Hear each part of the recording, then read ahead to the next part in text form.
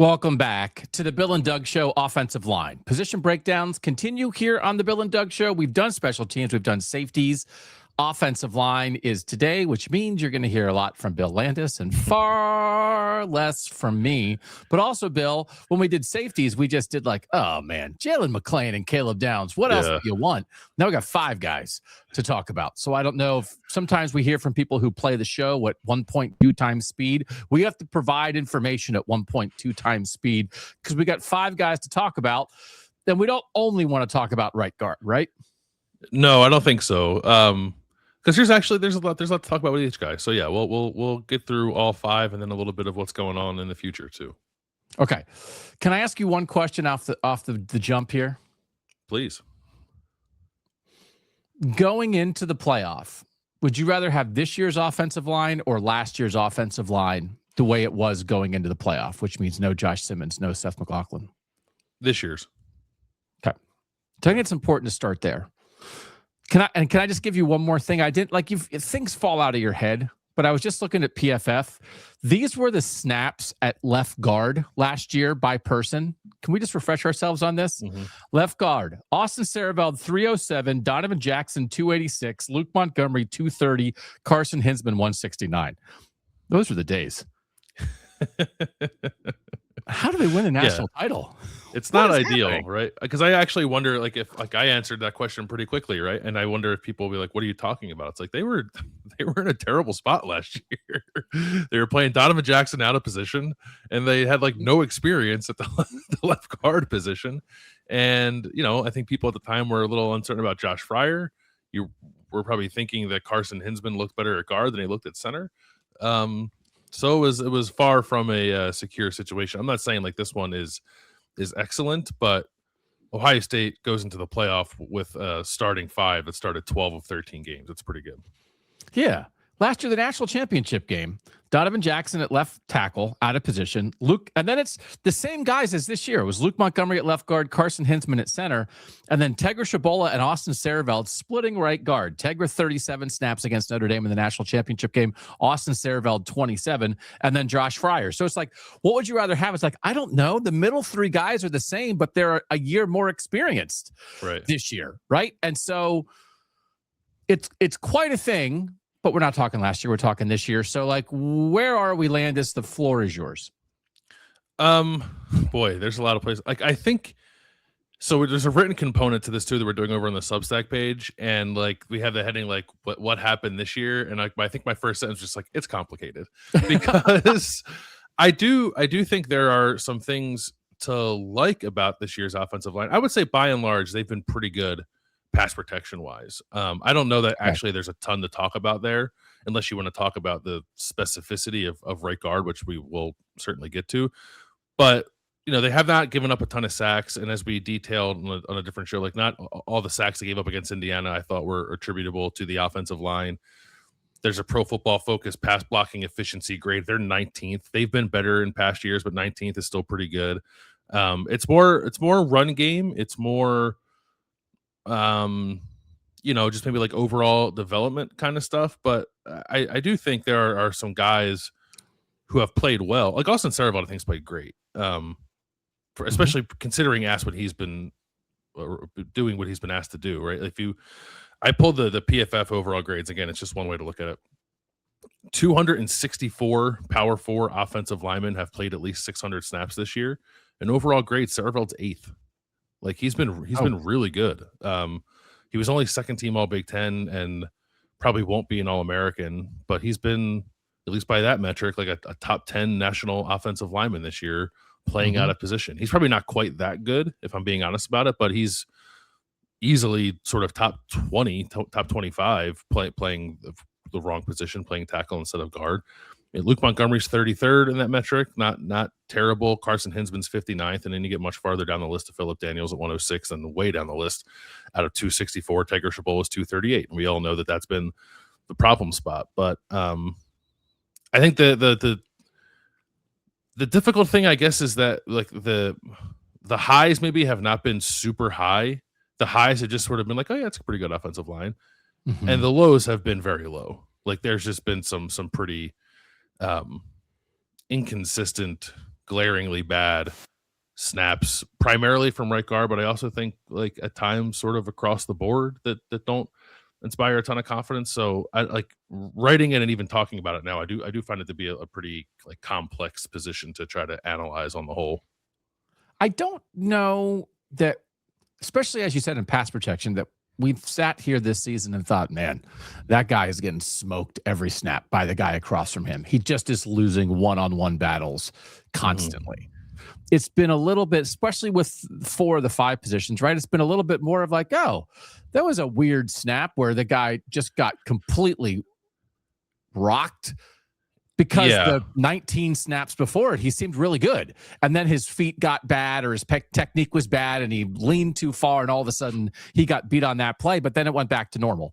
Or, boy, there was a stunt and they didn't pick it up, right? But it's not, especially at tackle, even with Daniels, right, who hasn't been perfect. It's not like a game where you just feel like pass rushers are bludgeoning guys in individual matchups for 2/3 of a game. Is that no? Yeah, no, I think that's right. The stuff that has given Ohio State, a snap here, a snap there, sure. You can pick a starter. You can go find a snap where it just looks like, boy, that was 1-on-1, and that guy kind of got his butt whipped. But it doesn't. I would say that doesn't happen with a ton of regularity.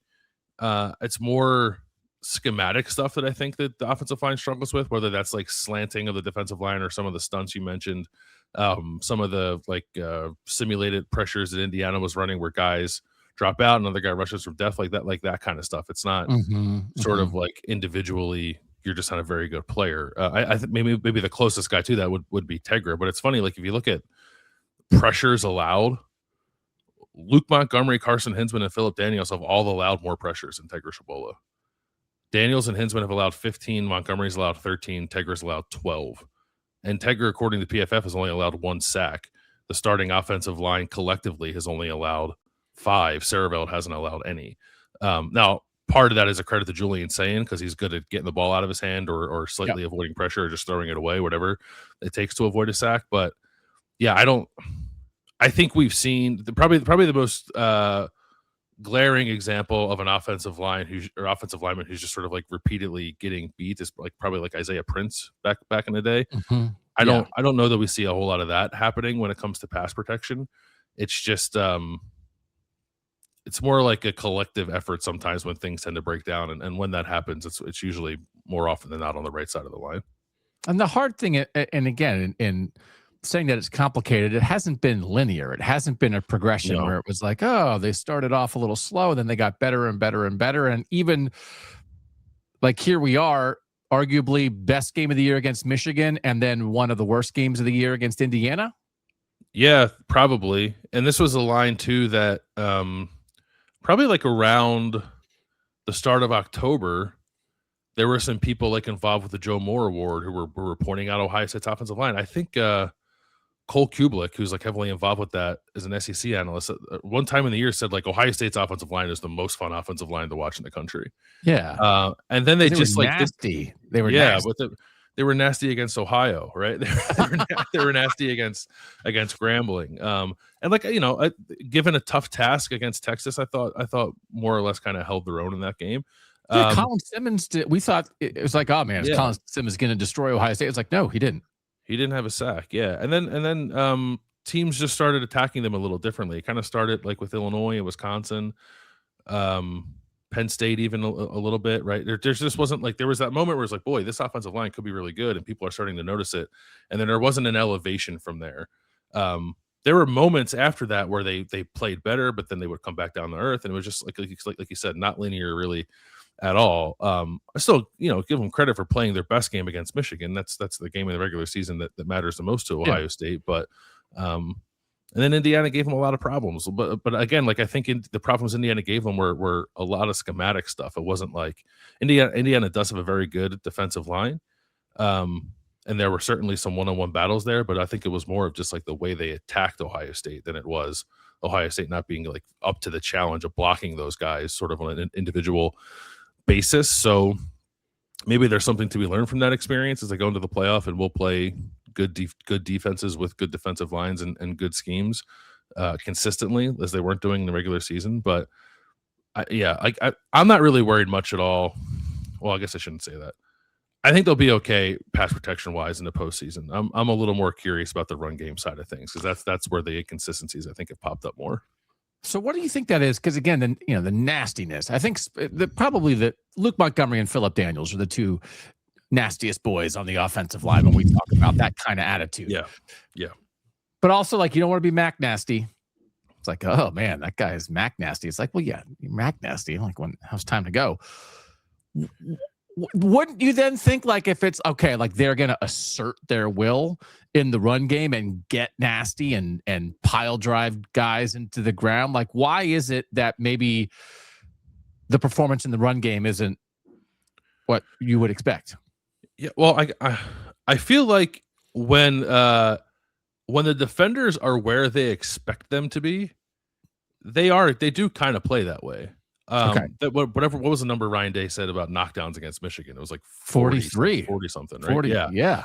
Now that can be a pass protection too, but that's a run game thing, right? And I just, like, if I'm recalling the game correctly, Michigan was not doing a bunch of like stunting and slanting and all that stuff. And I think more or less those guys were just sort of, you draw it up on the whiteboard. This guy's here, you move him here, and it's like, oh wow, that guy's there. I guess I will move him there. And I don't know. Like that doesn't happen when you play Indiana. That didn't happen when they played like Wisconsin, right? I think it happened a little less frequently when they played a team like Penn State, although ultimately Ohio State ran it pretty well in the end in that game. It's more of a it's technical, yes, and Ryan Day has talked about that, but I think it's also I don't know, like preparation and communication maybe that I think sometimes gets them in a bind more than anything else. I would say, like, I know there's some people who aren't super thrilled with like the job that Tyler Bowen has done. And I think if you believe that, the thing you could probably point to is just like sometimes they look like they play like they don't know what they're seeing from a defensive front when they're trying to run the ball or pick up a pass protection. But I think primarily run the ball. Like they just find themselves sort of mistargeted quite a bit when they're playing teams that tend to move around a lot. Like that's the point of moving around a lot. I understand that, but this is an offensive line now that I would consider to be like pretty veteran, and they should be starting to turn the corner, if not sort of having turned that corner already. And maybe they will in the postseason, but that's the kind of stuff that I find the most frustrating when I watch them. It's just like they're just misaligned sometimes when they're trying to run the ball. But like, how likely do you think that is? We talk about elevating in the postseason. Could this offensive line elevate in the postseason? Is that on the table in a realistic way? Yeah, I think so. They've played together so much. Because I think they elevated last year, right? And that was, they were holding it together with, paper clips and duct tape, trying to get five out there that worked. And I think they're healthier now than they were then. There's the one issue at right guard. But I think there's been enough good play from the other four spots for me to think that, yeah, they can elevate a little bit with some time to kind of digest the season, with some time to assess how they were attacked by Indiana, which I'm sure teams will try to replicate now moving forward. So, yeah, I think the floor is higher than it was last year. And I think because of like the health situation and the experience situation, the ceiling could be a little higher than it was last year in the postseason too. So you would take this offensive line over last year's offensive line once the injuries hit. Yeah. Right. Yeah. We've established that. How about 2023? Yeah.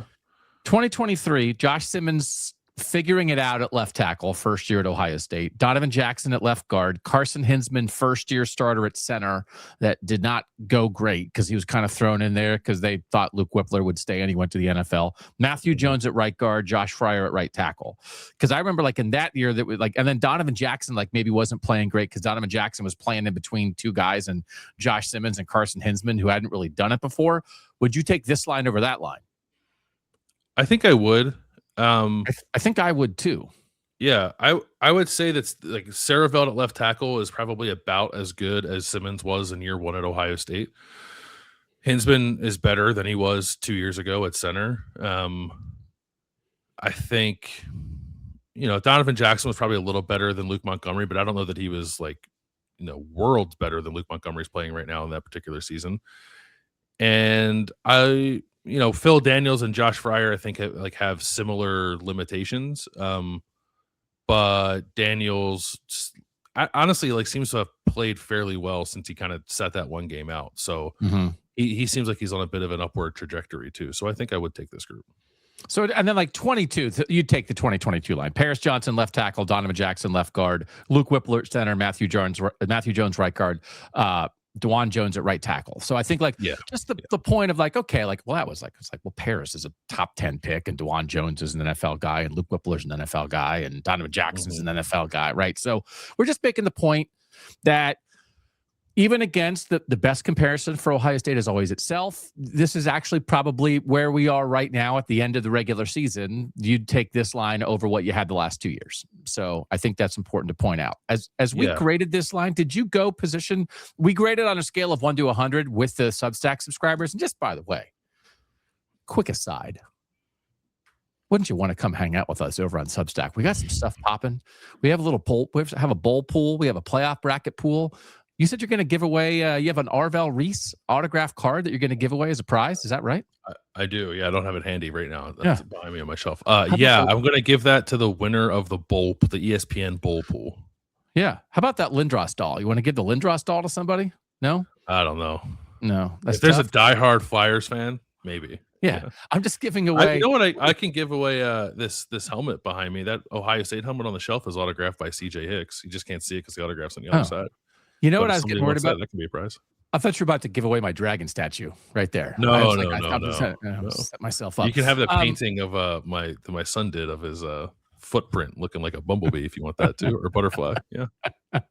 And he'll sign it. He'll sign it. So come on over, come and hang out. That's for Substack subscribers. We're doing these breakdowns. We're doing written breakdowns of this. We're writing other things. We're going to do our Wednesday pod for Substack subscribers only. Another ranking of the top 22 Buckeyes, which we've done it 3 times this year. We'll do it a 4th time.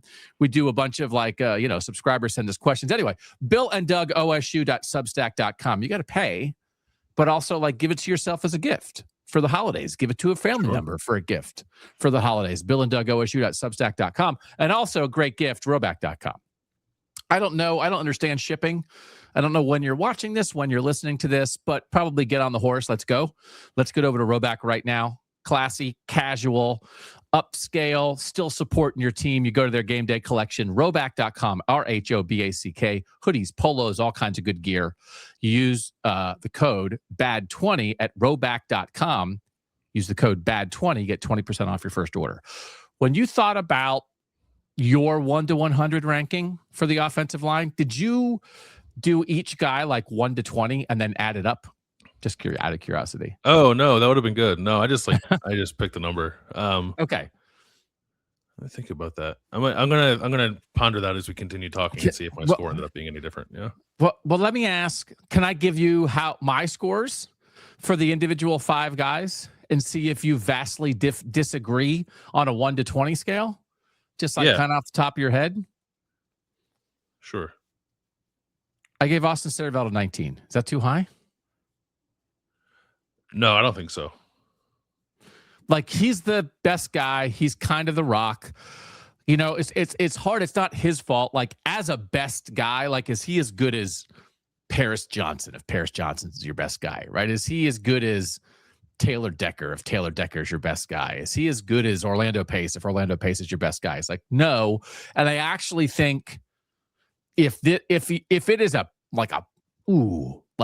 really, really awesome Ohio State offensive line, probably Sierreveld's a guard and your second best guy. And he's lined up next to a head cracking tackle.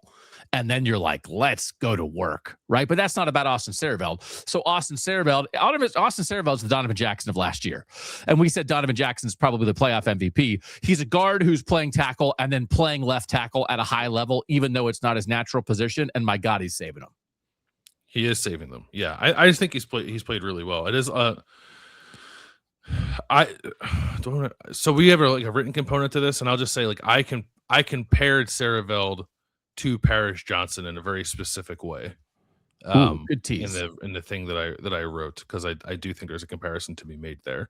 And I don't disagree at all that his natural position is guard. He'd be better if he was at a guard, but he's played really well at tackle. He's still been one of the best tackles in the country. Yeah. Okay. I gave Luke Montgomery a 17. Is that too high? I think it's fair. I might go like 15 maybe. Okay. And then I gave Carson Hinzman a 16. Is that too high? No, I think I'd be about the same place. I'd probably go 15, 16 with him too. Okay. Who's better? Who's had the better year? Montgomery at left guard or Hinzman at center? Probably Montgomery. Can it also be? Is it like game? Is it like game to game sometimes? Who has the better game? Yeah.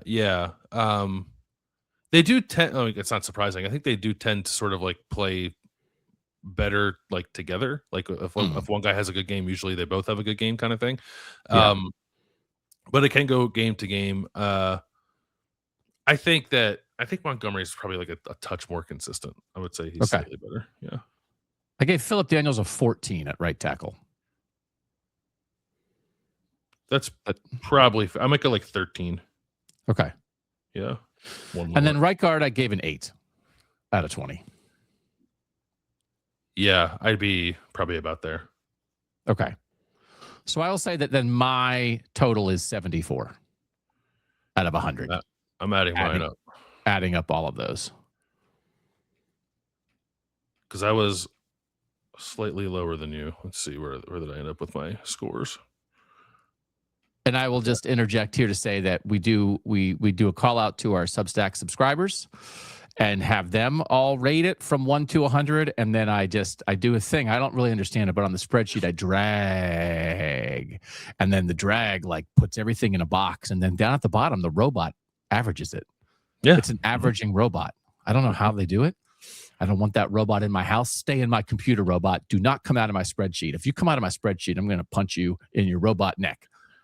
65 from the subscribers. So the scores I just did on the fly added up to a 70, but what I had put a 71 when I put my actual average in. So I don't know, like give maybe one more point to Montgomery or Daniels for me, and that would give me to 71. or just a 71 for effort. How about a 71 just for effort? Little extra 1 point. That's a Mac Nasty extra bonus point right there. How about that? And I wonder if Tegra Tshabola heavily influencing, I'm sure, the 65.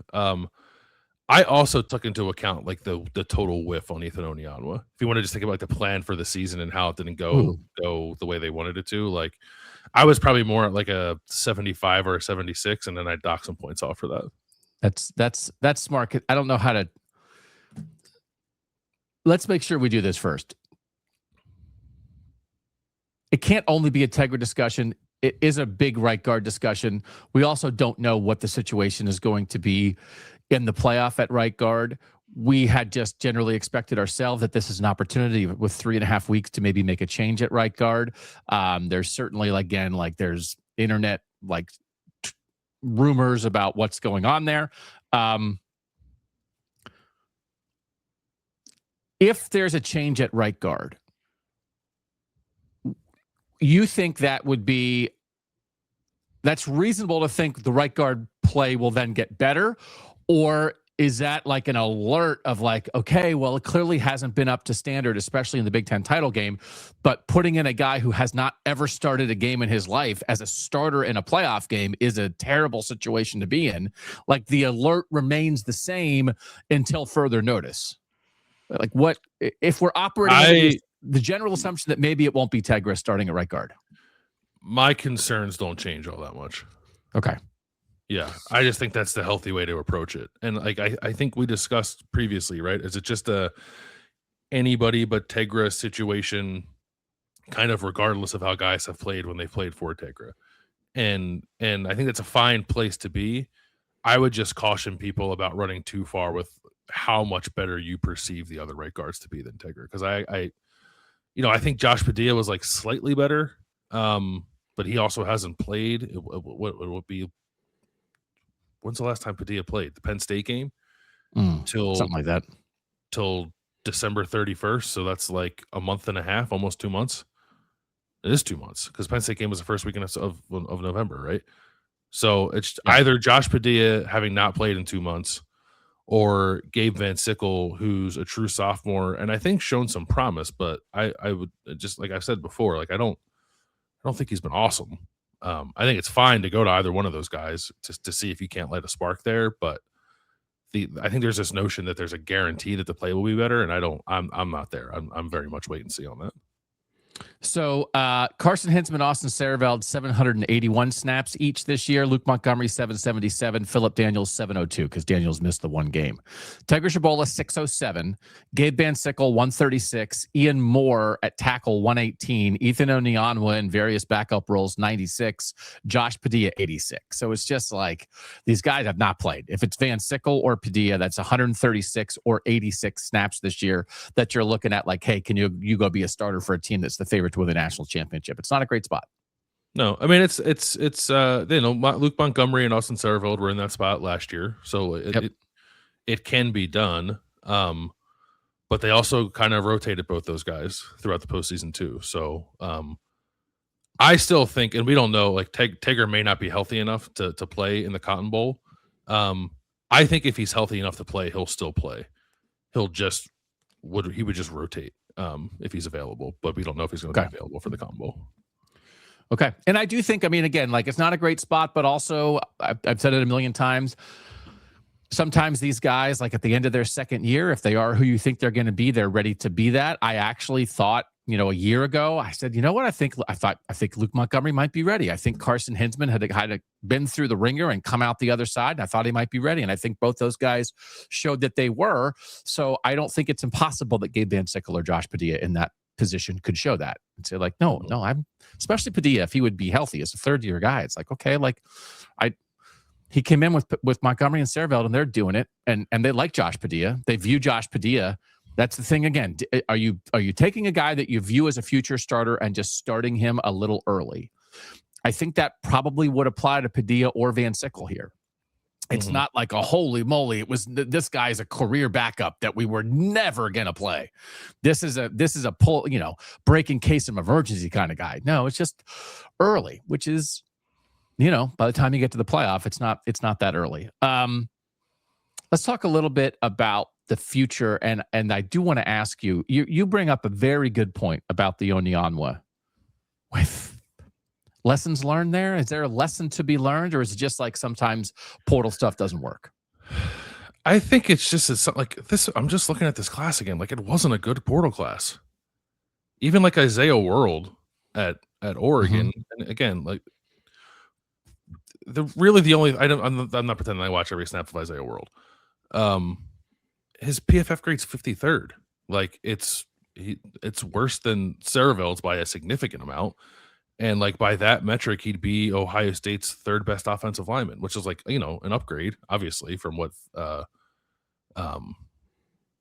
Ethan Onyanwa has given them. But like, actually, no, that's not even true. His grade, I'm just looking at tackles. His grade is worse than Phil Daniels. And that was the number one guy in the portal. And I don't know, like Elijah Pritchett went from Alabama to Nebraska and I think like lost a starting job, right? I think the portal is just a treacherous place to be shopping for offensive linemen. And sometimes it'll work really well and sometimes it won't. And I think it's hard to forecast. And unfortunately for Ohio State, they paid a lot of money for a guy who didn't work out. I think Joe Cotton at Cincinnati, who wound up being their left tackle and seemed to do okay. I mean, he's been their left tackle the whole year. 39th among Power 4 tackles. They could. I mean, if Ohio State wanted Joe Cotton, they could have gotten Joe Cotton. I mean, that was a great. I think we like that poll for Cincinnati at the time. Is he South Dakota or South Dakota State? But he's an FCS. Dakota, I think. South Dakota FCS guy stepping up. Ethan I think the point from Rice was a G6 guy stepping up. I think the point is like even if these guys aren't blowing people away with how they played, a couple of them I think have played well enough to be a starting tackle at Ohio State, which then would have maybe gotten you to Siereveld at guard, right? Which is probably your best version of your line. Yeah, and that's the point here. So that Austin Siereveld was supposed to be the starting right guard, and Ethan and portal guy X was supposed to be the starting left tackle. And again, what Austin Siereveld has done for Ohio State is just like you run through these list of guys who you just start thinking, where would a team be? Your 22 starters, your 85 scholarships, now your 105 scholarships. There's all these guys throughout the roster. And then every now and then, and it's not even a superstar necessarily, but you can point to a guy and be like, where would they be without that guy? And as we said a million times, Thayer Munford was that guy for Ohio State for 3-4 years. Like, where would they be without him? And Austin Siereveld is like right in that spot right now. That something went absolutely haywire. And it feels like he is covering a gigantic hole, because it's possible that it's like, oh, Ohio State spent a bunch of money for a starting left tackle in the portal who completely whiffed, that did not work, and it blew up their season. But that's not true, because Austin Siereveld said, I've got this. And like that just remains a huge thing. Offensive line in the future. Good. All good to go? Good to go or no? Yeah, I don't. We've referenced this before. I wrote before the season started that I thought the room was the healthiest I've seen it probably in my time covering the team, and I still believe that. Like there's the room, there's the health of the room, there's the depth and the future starters that you can project, and then there's like the five, and are there five good enough? And like I'm not saying that the starting five have been excellent, but when you consider that like all of them could come back. I don't know that they all will come back, but they all can come back if they want to. And then you have like Padilla and Van Sickle and Ian Moore, who kind of seem like they're on the come up. You have Carter Lowe, who's there as a 5-star guy.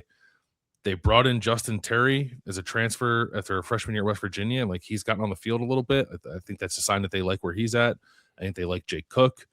This incoming recruiting class with Sam Greer and Max Riley, I think is pretty solid. So, I continue to like the position that the room sort of holistically is in.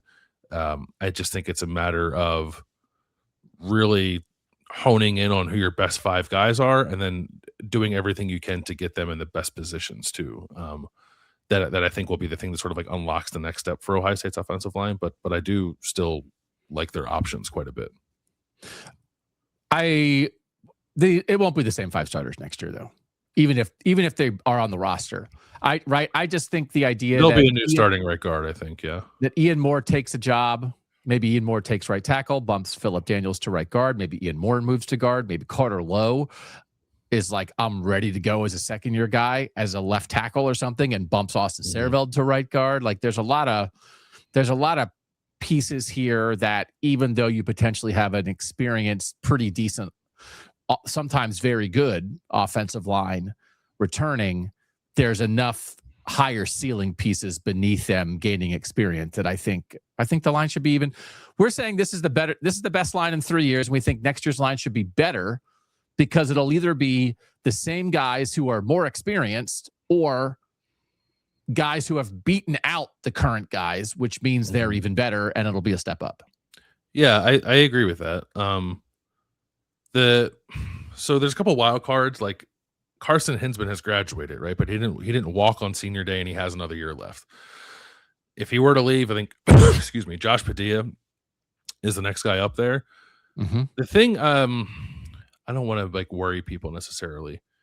I saw a draft analyst who had Austin Siereveld in his top 50 players because he's been so good playing tackle, and like he's gonna be a guard in the league. It's like, does he? I think I would be surprised if he went with 1 year starting. But I don't want to write it off entirely if he gets some pretty good feedback about being one of the better interior offensive line prospects in this draft class. If you were to pull him out of the mix for next year, I would start to think a little differently about things. But I guess I won't assume that because it's just kind of rare to see guys go to the league with only 1 year starting. And I think Ohio State's best portal option at tackle this offseason is Austin Siereveld. And just whatever the money was that Austin Siereveld made this year and the money that Ethan Onyanwa made, just take all that money and give it all to Austin Siereveld next year. Like this is a keep a second or third round pick out of the draft kind of NIL move. Yes. I think, would that not be worth it? I think that's right. And I think if you do that, even if like Hinzman leaves, I don't think Ohio State's going into the portal for any offensive lineman. Like you would say, Onionwood didn't work. Justin Terry did work. Phillip Daniels did work. These are Terry and Daniels are Ohio kids who, frankly, we detailed this in our roster building discussion and our offensive line week. Our Ohio guys, they probably should have recruited to begin with, but they immediately sort of fixed that miss and brought them in. And actually, right, like, would you predict, especially the way the portal's going to work now, that Ohio State's kind of going to get like a late start and all that, they will bring in 0 portal guys on the offensive line? My guess would be they bring in none. I think if they do bring in anyone, it would be more like a Terry move, like a young guy who you recruited out of high school or you watched out of high school but did an offer, and then bring him in after a year or two somewhere else, but not the expectation that he's going to start for you in 2026. I think all 5 O-line starters are already on the roster, which is a remarkable difference from a year ago. It's like, hey, what are you guys doing in the portal? It's like, oh, getting 2 starting tackles. Oh, you're getting 2 starting tackles in the portal. Oh, good luck to you guys. Yeah. And then that's what they tried to do, and it's not what actually happened. Right.